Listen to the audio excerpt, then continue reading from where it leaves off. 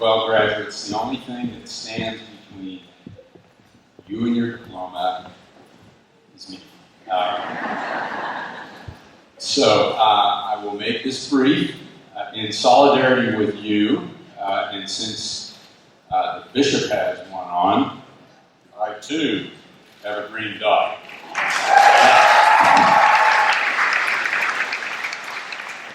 I have no idea what it means, and it better not be bad.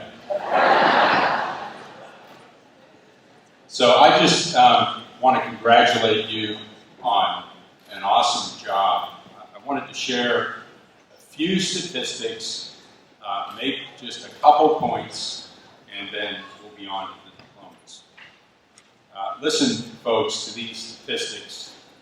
Of the 94 members of the class of 2015 were awarded $12 million in scholarships.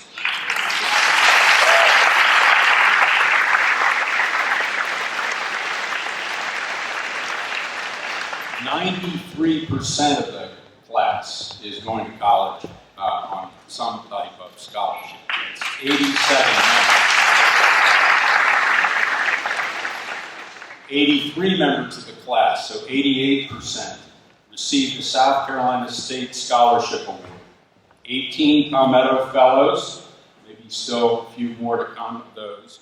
56 Life Scholarships, and 9 Hope Scholarships. 12 members of the class were recognized by the National Merit Corporation. A few years ago, we had 11 recognized. It's been lost on us this year. They're not all finalists, but we had 12 out of 94 this year. So let's give them a round of applause.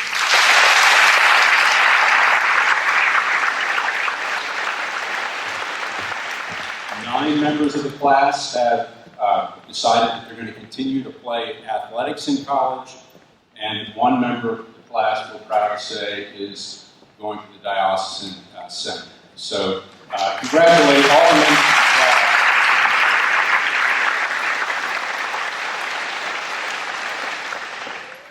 You have worked extremely hard at St. Joe's. It's not an easy path. We fuss at you. We push you to work. We do it for one reason. Okay? You might not think this, but we do it because we love you. That's why we do it. Okay? Most of us who work in this school are evangelists, want to be evangelists. We want you to know and love the God that is so important in our lives. And when you watch the faculty and staff, you're watching Christ at work in your life. Think about all the sacrifices that they make for you and have made for you day in and day out. Right? I was amazed driving up here last night, and I'm watching our faculty members in the parking lot, in their suits, parking traffic. I watched them make this a beautiful space. I watched them prepare the music.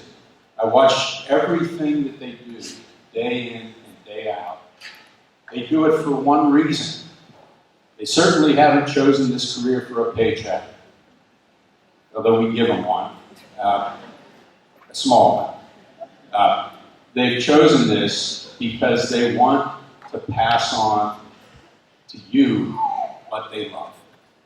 They have a passion for this world, a passion for knowledge, and they want you to have the same passion. So thank them today.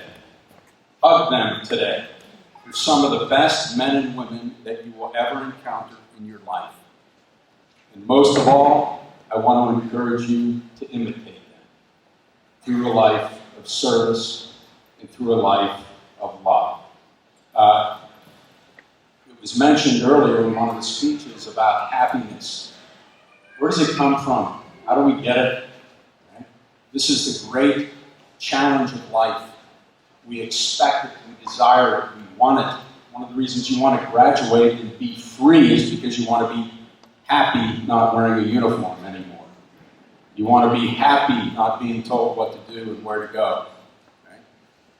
You want to go explore the world and new ideas. And thinking about what I wanted to say to you today, I remember reading this last summer. I ran across an interview that Pope Francis did. And in it, he gave 10 tips for living a more joy-filled or happy life. And I just want to share these with you, and then I'll be finished. You know, they're not the ordinary. They're not what you would hear at an ordinary commencement speech. The first one he says is live and let live. And by this he means let go of things that aren't under your control. Secondly, he said be giving of yourself to others. Thirdly, he says as he's gotten older, he's learned to proceed calmly in life, like a steady pool of water, pond of water, instead of a rushing river. He said, learn to develop a healthy sense of leisure. One of the things that you guys need after finishing St. Joe's is you need a rest. Right? You need to learn how to rest. We live in such a frenetic culture that we go and we go and we go and we drive ourselves. And all of that's good. But even better is resting in the fact that God loves you. Even better than all of our activities and all that we achieve is the fact that we are loved. So the Pope says in point 4, learn to recover a healthy sense of leisure. He said we need to appreciate the arts and literature and playing together. On another occasion, he said to fathers, waste time playing with your kids. Wow, we think we have to be productive all the time. And we do. But without that nourishment of love in life, our productivity can mean very, very little at times. Closely related to this, he said Sundays should be holidays. Sunday's a family day. It's a day for rest. 6, he said, highlight the importance of work and the dignity of labor. 7, he said, respect and take care of nature. The church is doing amazing things on that front these days. 8, he said, stop being negative. Don't talk badly about others. Let go of negative things, and you'll be more healthy, the Pope says. In fact, he said, let go of them quickly, for it's healthy to do so. 9, he says that we should respect the beliefs of others. Our method as Christians is to hopefully inspire others through our witness. The church said the Pope grows by attraction, not by proselytizing. And then 10, he said, proactively and dynamically work for peace. We wish for you to have an amazing life.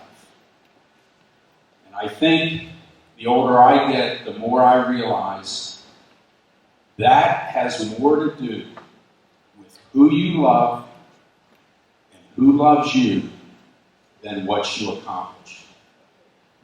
I made a trip home this weekend to visit my wife's 85-year-old father, who is suffering from eye cancer. We wanted to go home. He was supposed to be here today. We wanted to go home and see him. And in between his treatments, we went home. It was an ordinary weekend. We went and did cookouts. We went to a baseball game. We sat on the porch and shot the breeze. There was nothing extraordinary about the weekend.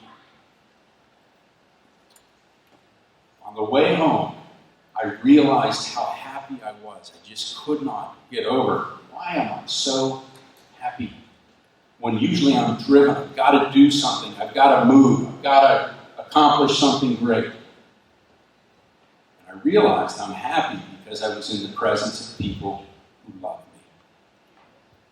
And the older I get, the more I realize that that's the really, really good stuff in life. So love deeply the people in your life. And let people love you. And there you'll find God. May God bless you, graduates of the class of 2020.